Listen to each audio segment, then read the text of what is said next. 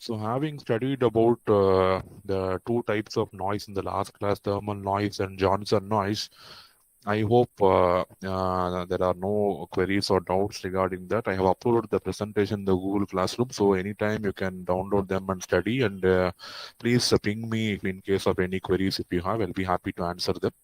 So we will continue with the discussion on flicker noise. So it is a very minor type of noise which is associated with resistors again, and the name why it is given flicker noise is still not uh, clearly identified by many people, and it is also known as 1 by F noise or pink noise. And as you see the term 1 by F, you can expect some relation. It is going to vary inversely with the frequency. So if you are going to use a high frequency device, then this noise will be always a minimum. So that is the immediate implication what you get from the term 1 by F. So it is inversely varying with the frequency. There are many noises which is available in day-to-day life, like cell membrane potential, which is in the order of a millivolt or microvolt. And we have this earth rotation. Even rotation of earth will have a noise. The radiation noise from the galaxy, the transistor noise, all of them exhibit this 1 by F character. So there is no specific reason why this noise is called 1 by F. It is a more general type of noise which is in the different forms available all around us, which is going to have 1 by F behavior. So as the term 1 by F, it is indicating that the total noise power will decrease as the frequency increases, or it is given in the reverse way here. It is going to increase if the frequency is going to decrease. So at the low frequency of operation, this 1 by F noise will be very much dominant. As you go towards megahertz and gigahertz devices where the frequency of operation is very high, this noise can be almost ignored because the variation is going to be very, very minimal. So you can measure this noise from microhertz till gigahertz, and they have found that at microhertz the noise is maximum microhertz 10 power minus 6. So the noise is going to be almost 10 power 6. So it is going to be in the order of megawatt. So at microhertz or very, very low frequency, the noise behavior is very predominant.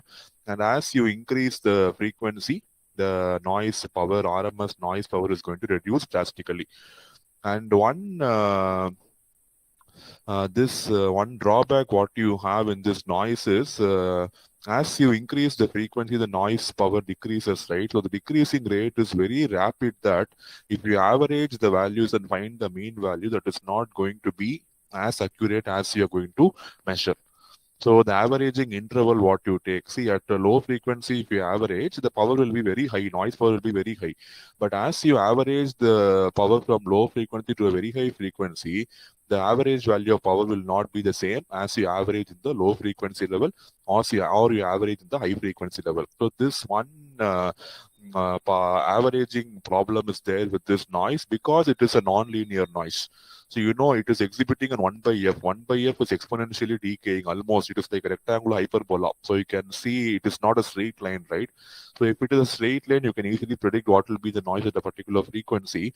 But since this noise is going to have a non-linear behavior, the average value of noise at low frequency, if you measure, it is going to be very high.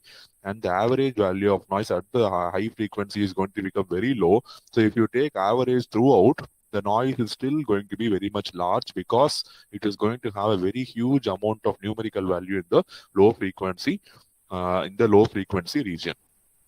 And as usual, any noise which you want to mathematically quantify, we will have parameters relating to probability. All you will have some device parameters coming into picture.